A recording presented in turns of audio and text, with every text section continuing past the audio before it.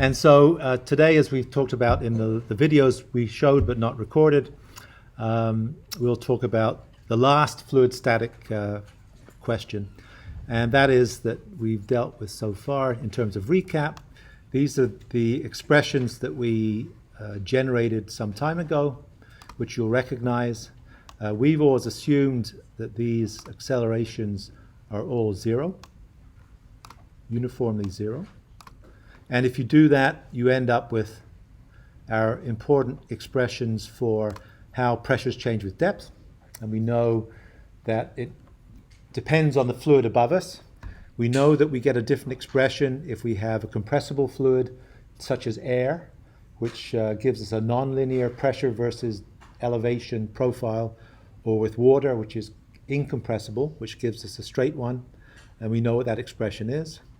We know that if we go horizontally in a fluid and come up at the same level in a connected path, we use that in the manometer equations, that the difference in pressure between those locations is zero because the pressure doesn't change horizontally, and we're at the same elevation.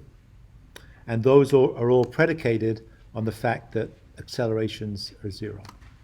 And so what today we'll talk about is the case when those accelerations are not zero. And I guess we'll find out that if that's the case, we'll show that these expressions here apply to our fluid.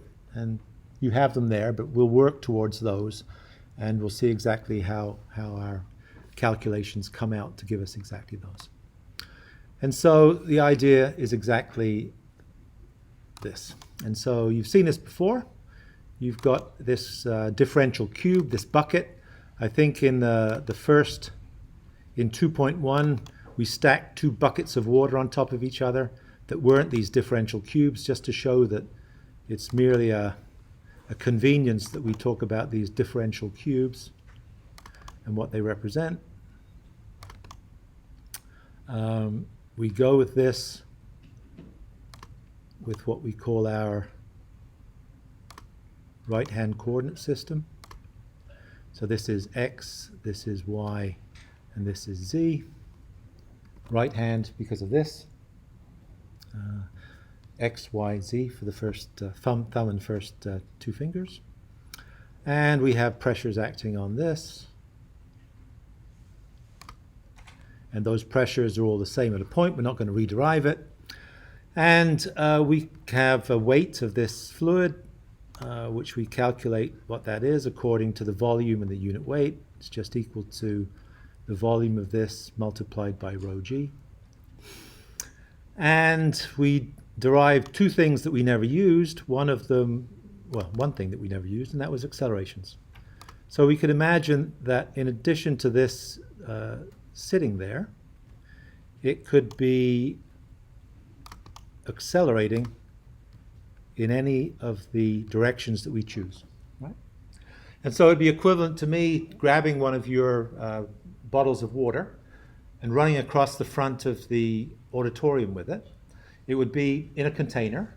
It would be static because it's not circulating inside it, but it's physically being translated by me moving across here. If I move at constant velocity, then it would be dead flat. You can prove it to yourself. But as I accelerate, just like the bus window, it would be sloped. And so what we can use is that we can go back to these expressions here, and we can try and figure out exactly what the elevation of that slope is. And it turns out to be this equation here. But it's relatively straightforward for us to do that. If we look at it in if we look at it in those coordinates, what do we have? If I just take this equation here, in x, I guess we get the rate of change of pressure in the x direction. Green's not very good, is it? Minus rho g times 0 is equal to density times acceleration in x. And by permutation in y, it goes to be minus rate of change of pressure in the y direction minus rho g 0 equals rho a y, and in the z direction it's minus dp dz, which is probably the one we're interested in, rho g times the acceleration, times times 1,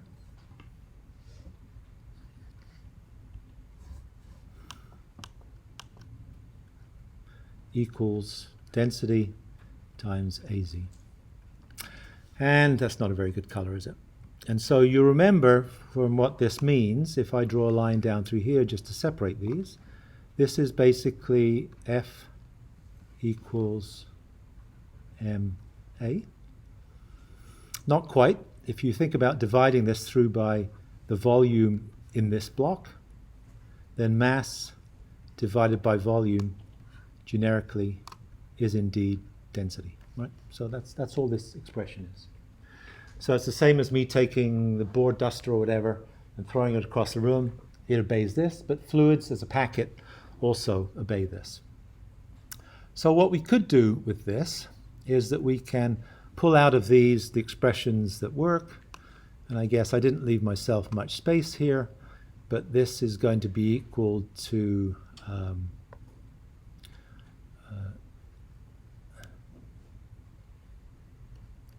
dp dx equals minus ax. This goes to dp dy equals minus rho ay. And this is a bit longer. This is dp dx equals, and I'll just take this onto the other side, is equal to minus g plus az times rho. I'm just gathering these two terms. And so these are the three expressions that we would like to do something with. And so what we're simply going to do is we could take a container, and I'll draw a coordinate system around that container. It's going to be z, could be y or x, it doesn't really matter. And this container is closed. And if we apply an acceleration to it that we've done before, what would be the distribution of pressures in this if we move a container full of fluid that's closed on the top? So let's have a closed container. Well, we know from this that this is exactly the expression we have. And so we're going to have something that looks like this. So if we drew the pressure that's acting on the bottom,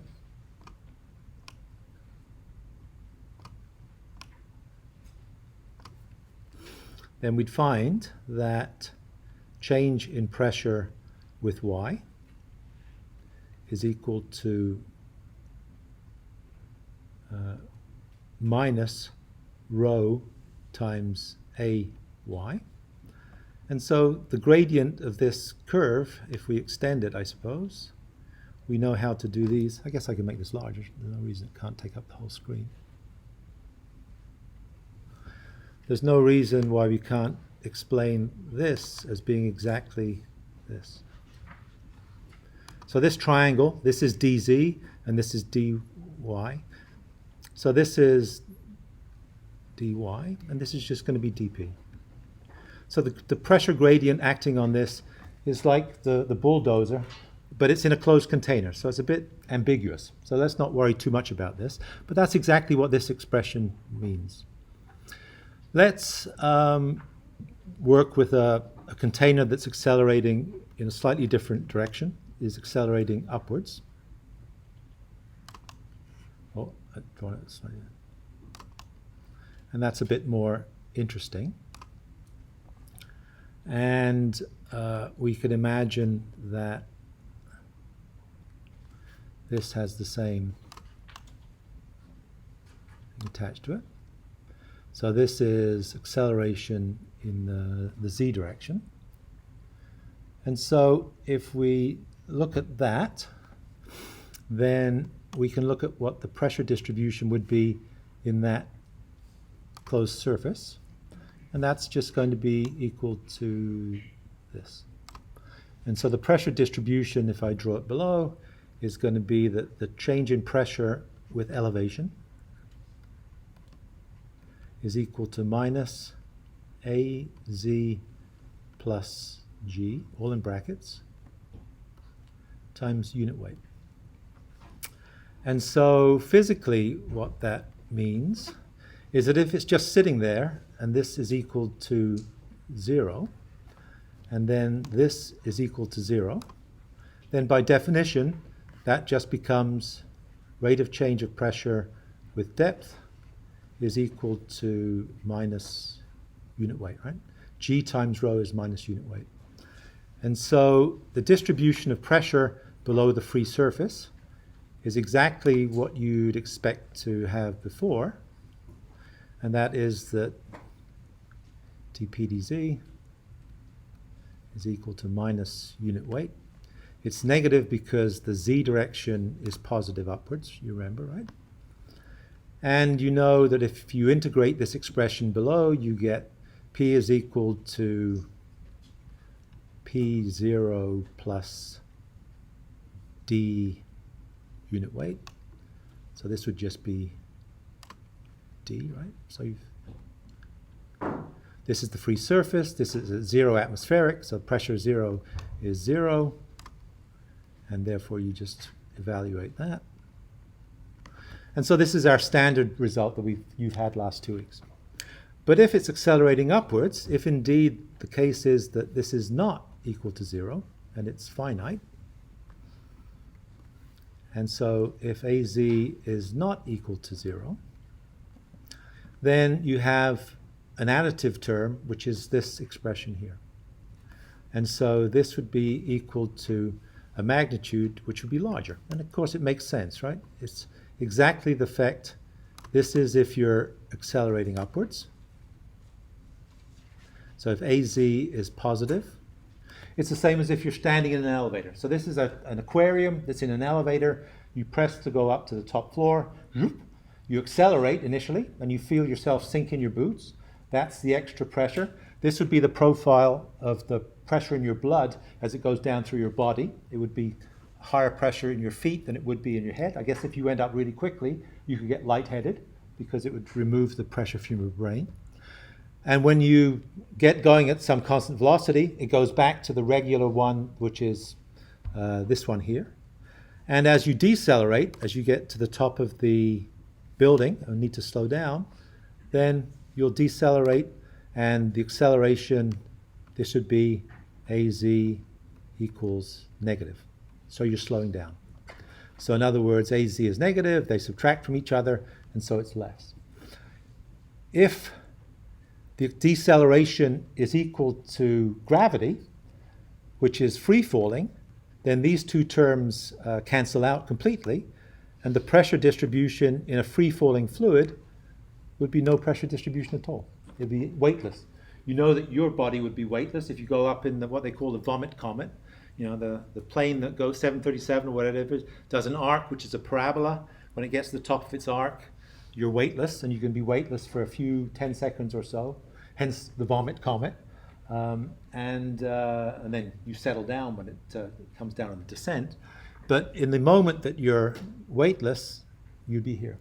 And of course, if the elevator was coming down not just under free fall, but coming down under power, so if the cable was pulling you down, which of course it doesn't work, then the pressure that you'd see there's no reason why the acceleration couldn't be larger negatively than the magnitude of gravity, in which case you'd have a pressure distribution which would be that.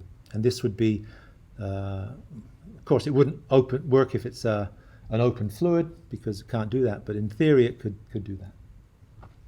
So that's the one thing that we can do if we're looking at each of these things. So going horizontally, an acceleration, going vertically, an acceleration. And so I guess we could also look at moving horizontally.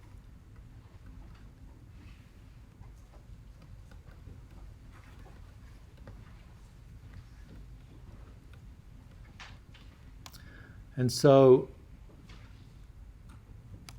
if you've wrapped your head around those, so now what we're going to do is we're going to take a fluid that sits in a pail, and it's got a free surface on it, and we're going to move that pail at some acceleration in the y direction, and it could be in the x direction as well, z direction as well. So this is y, this is z. And we're going to figure out exactly why the surface should incline as this. So this is dz dy by definition. And what we're going to do is we're going to write we know that on this surface dp is 0, right? If you measure the pressure here, it's atmospheric. Measure the pressure here, it's atmospheric. Measure the pressure here, it's atmospheric as well. So the pressure doesn't change across the dominant. So what we're going to write it as is we're going to write it as dp plus dp plus dp. And we're going to, in magenta, we're going to multiply it by dx dx and dy dy, which is just 1, of course, right, from these, and dz dz. So together these are just 1, so we can do that. We're making 1 dp out of 3 dp's, but because they're orthogonal to each other, they don't influence each other, so dp is not equal to 3 dp. And then what we can do with this is that we can start throwing terms away. So what is this pressure? So this says as the pressure changes, you go in the x direction. So the x direction is into the page. And so clearly as we go along this surface into the page, this cross-section isn't changing. So you're not going up or down as you go along this. So the pressure isn't changing, and the gradient along the top of that surface is 0. But in the other directions, we have values for that which exist here, and we have values for that which exist here. And so I guess I can make that slightly smaller, and I could do this, and I can do this. And if I write this out as we wanted to say, a bit too small, but I think I know what I want to write.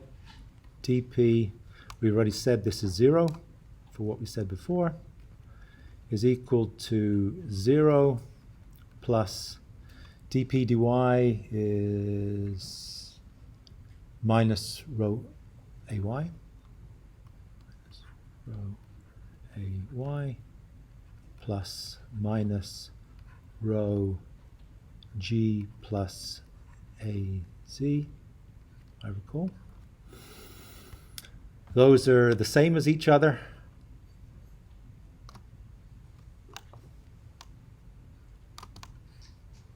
Since everything else is 0, and so we can write those as merely being equal to, oh, missed out one, okay, you didn't stop me. We got this as well, right?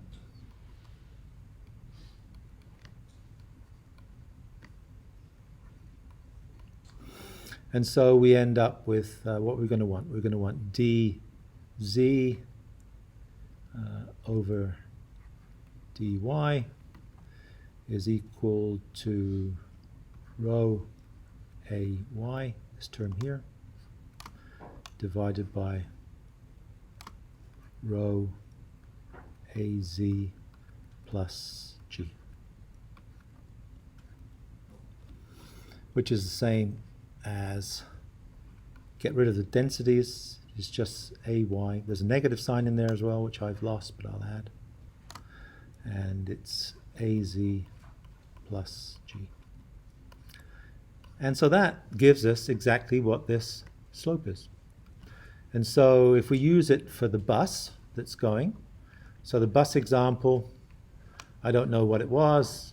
It seemed to me that dz dy, the inclination, well, I guess I could put it up on the screen. Why not? I don't have it.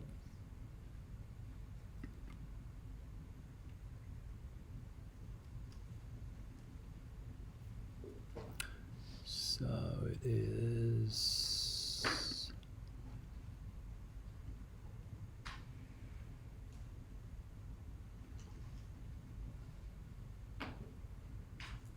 water trapped in glass U-tube. So as you look at this, I don't know what that gradient is, but as we go down the road, this is exactly the same problem as we've just drawn, just happens to be a very thin slither. It's not going very quickly, it's waiting. But as it's static, it does nothing, it's flat. As it moves, I don't know, perhaps it's 2 horizontal to 1 vertical, so we can use that. And as we get to constant velocity, it flattens out, and then as it stops, it goes in the opposite direction. So exactly as we're kind of suggesting that it was. And so if we look at exactly what that is, then this expression here, this is 1 over 2. It's equal to acceleration in the y direction divided by g plus az.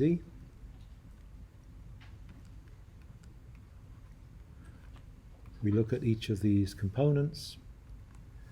Az is not going up, right? Az is 0, so it's just equal to the ratio of ay over g.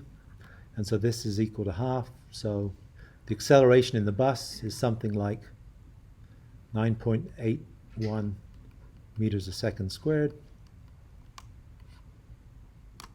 over 2, some 4.9 meters a second squared. So that's it. And so that is the apparent oxymoronic statement, the fact that it's a static fluid, but it's accelerating, and the whole issue is that it's trapped in a container, so it can't really circulate. It can move slightly and readjust itself to the direction which it's going. So that's that's all I wanted to say about linear acceleration. So everything we've talked about here is for, we didn't really say it, but this is for linear acceleration.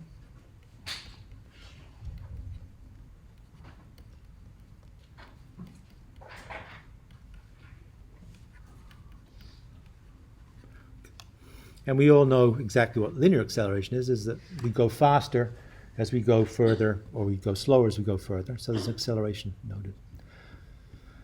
Yeah, I don't like that red one, it's too blunt, so I'll use this. So the next thing we'll talk about is rotational acceleration.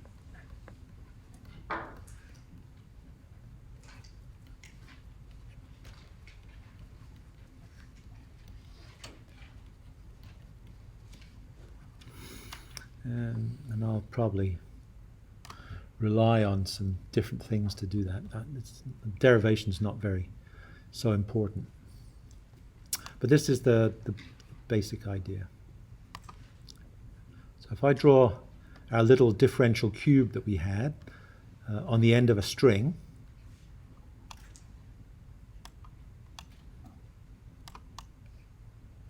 so this is our dx, dy, dz thing. This is on the end of a string. This would be a coordinate system, and this would be z acting upwards. This coordinate system would be r, and the other term in this coordinate system, if I can kind of draw it, so orthogonal to this would be theta.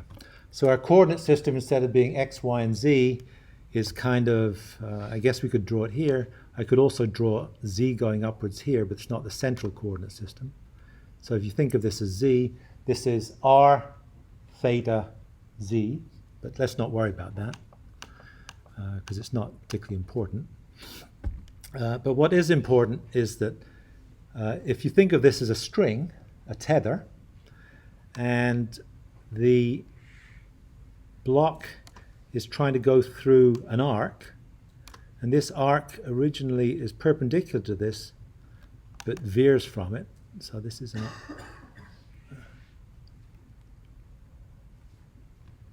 having a hard time drawing this.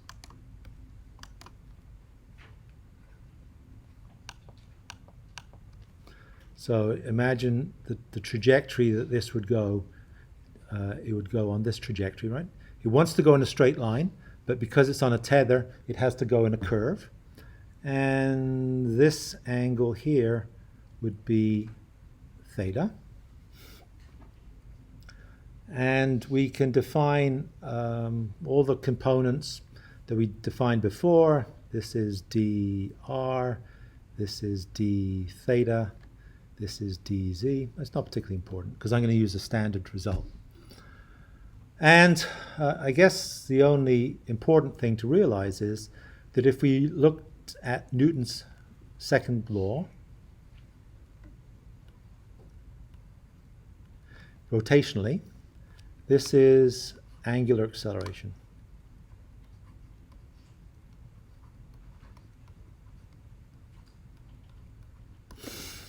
And this angular acceleration is equal to v squared over r. So in other words, let's go back. So these expressions that we have here all came out of Newton's law for linear acceleration. We can divide them here. We can get expressions for the pressure change versus the acceleration. And so that's essentially what we'd like to do here, except now the acceleration is angular. This thing is going at constant speed. And you've seen this in your science. I guess I should have opened them all at the same time because I wanted one, which I will run if I can find it. 4.1 is what we're doing today. I think it's, perhaps I didn't save it. No, I guess I didn't save it, so I won't use it. So the video I was going to show, which I've lost, is the idea that if you have a string, it has a cup on it, and it has the string go through a ferrule, and it has a weight on it. And so if you start swinging the weight, then because of the tension in the string, it'll pull the weight up until it's at an equilibrium. You swing it faster, the weight that you have in the ferrule will rise higher because the force pulling on it is larger. If instead of imagining that, you imagine a hose, a garden hose, or a piece of this clear Tygon tube that you see in lab, and you put a cork in the end of it and fill it with water, and you spin that around, then you'll have exactly the same effect. That tube is trying to get away from you, and it's got a tensile force within the tube, but also the fluid that's in that tube will have a tensile force in it as well. If you take the stopper out of the end, as you swing it, the water will come out, you'll all get wet, and as a result of that, if it happens to be in a beaker, it will start sucking the fluid out of that beaker just because it has to replace the continuity. Just like the centripetal pump that we looked at the beginning of class. And so what we can use is we can use this expression to be able to define that this expression here is equal to, if we just divide both sides through by volume and volume, then just as before, this becomes a density. And we end up with an expression, I'm just going to quote the result rather than derive it, and that is that change in pressure with radius is equal to rho times v theta squared over r.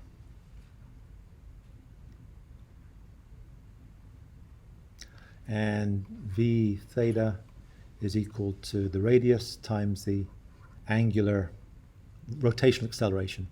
So that's in 1 over radians. Sorry, you'll see as we go through this. So we can get this expression that defines how pressure would change as we go radially. It turns out that we can also use the same expression that we had before. So in this particular case, it's just a static, it's only in the horizontal plane that we're moving it. I suppose the corollary to this is that this expression I've written here is wrong. This is r. So as we go radially outwards, it's this. If we go not in the y direction, but in the theta direction, this is equal to 0. And the final one is just the same as before. If we go vertically upwards, dp dz, it will equal minus unit weight, which is minus rho g. Actually, if you wanted it to accelerate upwards, it would actually be equal to, we could add another term, which you could imagine would make sense, which would just be, but for our intents and purposes, we're taking this as 0. And so what do these mean? This means the pressure change as you go radially outwards increases according to the square of the velocity, inversely proportional to the radius and proportional to density. This means that if you go around this circuit, so the easiest thing to think of here would be a barrel. And so you have a barrel of fluid. It has an axis that goes through it. You put it on a turntable on a record player, if you know what a record player is, out of your generation, and you spin it around the central axis of the barrel, just like the bulldozer for accelerating fluid. The fluid will be flung to the side like the wall of death at the carnival. It will creep up the sides, and the profile it will have will be similar to this because that's changing with r. But as you go around the edge of the barrel, on the surface, it must come back on itself. It can't have a jump. And so that is embodied in this. It says the pressure change as you go around on the surface, it comes back on the surface to itself without a jump in elevation. So that makes some sense. And then if you're accelerating it upwards by some acceleration, then you can get the acceleration from that. And so I don't usually rely on these notes, but you'll see it written here. You'll see that exact expression. So these are those expressions that we have. These three expressions are the expressions we have right here. And so we can think of them in a container. We have this little piece of differential cube, which exists as a fluid. I don't know what the bottom says. It says something, not more, which I'm not going to touch. But this has gone up. And so it means that as you go radially outwards, then the pressure you experience at the bottom would be something like, this would be dp dr is equal to rho r omega squared. And we just said that omega is equal to v theta over radius by definition. And so that's what this term here is.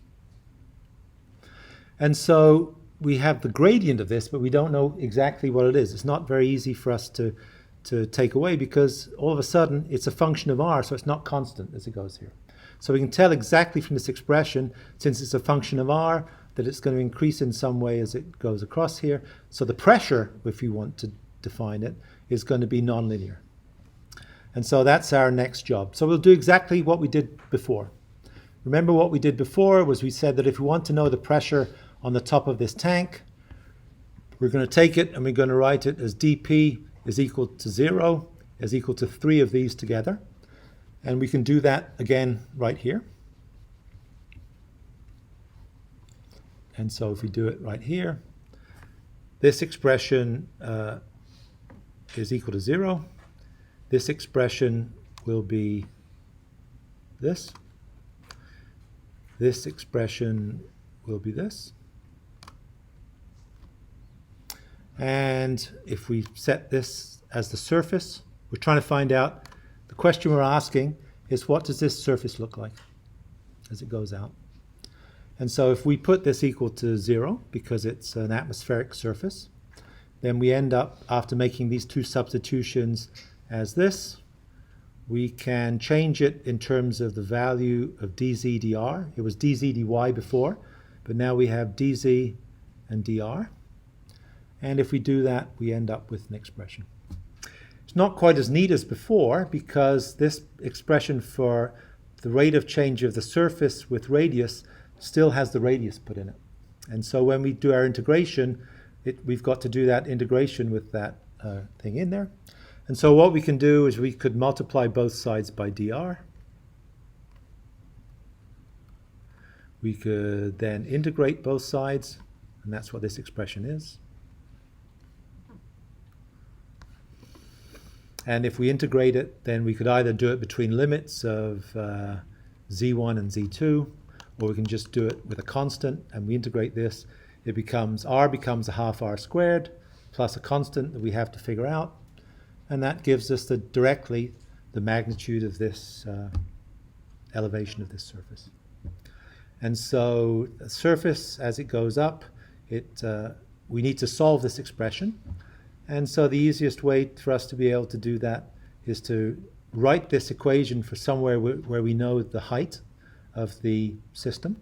So in other words, at this point here, this would be z, which we'd know. This would be zero pressure. And this radius would be 0. We'd know what this is. We'd know the velocity or the rotational speed we're turning it at. We know what planet we're on. And so we could solve for this. And then the next time we use this expression, we'd go back in and we'd apply it now using this value of the constant that we've just determined, using a different value of r, which might be, say, here. And then that value of r would give us the z value which we'd want. That's it. Normal way of solving a differential equation. And so, so that's how we solve for the magnitudes of pressures in the system. We can get the elevation of the surface, which is the analog to our free surface with an inclination. The glass, the meniscus trapped between the glass, gives us an elevation of this in terms of the free surface. Or we could do it in terms of integrating it to figure out what the pressure is on the bottom of this container, which is what I alluded to here, which will be nonlinear. And it will look something like this, and you can get it directly from this expression here, doing the same thing. So that's it. There's an example here which I usually go through. We've got 5 minutes, so I won't go through the exact calculation steps, but perhaps it might be useful just to solidify the ideas. And it's an example to use these expressions. So it's just using this. So there's two expressions that come out of it. And you'll see it from my pace notes at the beginning. I kind of alluded to it. Two expressions that we've come up with today is the elevation of the free surface, which is this, for linear acceleration, and the either elevation of the free surface on the top or the pressure distribution in rotational displacements, which are given by these two expressions, which we just saw. And the applications are in this quick example that we'll shunt through at the end just to make the point. It's kind of an interesting idea. So you take a piece of Tygon tube. I always think it's interesting, if you want to be able to, based on fluid statics, if you want to be able to move an elevation from your deck outside your house to inside your house, one easy way to do it is just fill a Tygon tube. It's that clear tubing that you can get in 20-foot lengths. Fill it with water, put it at the elevation you want outside, and the elevation that will reach inside will be exactly the same elevation, because dp dy equals dp dx equals 0, and it will just transfer elevations. And so this would be kind of the same idea. This would be a U-tube, could be glass, I imagine. You rotate it around its central axis. And you could imagine that if you flattened this tube so that instead of being this, it was this, and it was the same as us spinning a tube around, it goes into tension, so it stretches the column of water that's in here. Exactly the same happens in this tube. As you spin it, because it has a certain length here, that's the length of tube, it will tend to make a negative pressure reduced below atmospheric pressure at this point. And if you spin it fast enough, it will boil, it will cavitate, it will fail in tension at the vapor pressure. And so it'll make a bubble here as it cavitates. So this question is doing exactly that. So the question is, how quickly do you have to rotate it until you make it boil at that point? And so here's the expression that we just derived. We have to solve for the constant, and so we have to be able to solve for a pressure that we know somewhere. We know at this point here, the pressure equals atmospheric, and so this would be 0. We know the radius is 4 inches. We know the elevation, if we take our coordinate system as being equal to z in this direction, starting off at the meniscus, then this height is 12 inches. So we know z, we know radius is 4 inches. We don't know the rotation speed, so we'll keep that as a variable. We know the density of water. We know the unit weight of the fluid, not necessarily, which is rho g. And so we can solve for this. So we solve for the constant. So the first step is to do that. The constant is equal to this expression with all those numbers put into it. And it turns out to be not a number, because we don't know what the rotation speed is, or the density, I think, in this particular case. So this is the magnitude of the constant. So now we can go back to this expression here.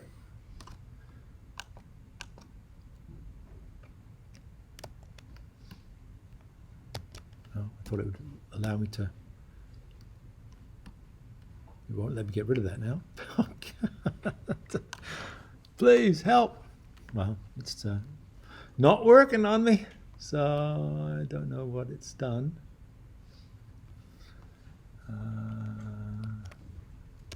Don't know. Anyway, well, hopefully you can see some of this. So I can move my cursor on here already. So we've solved now for the constant. We can put that constant back into this expression, and now we can rewrite this expression at any point we want.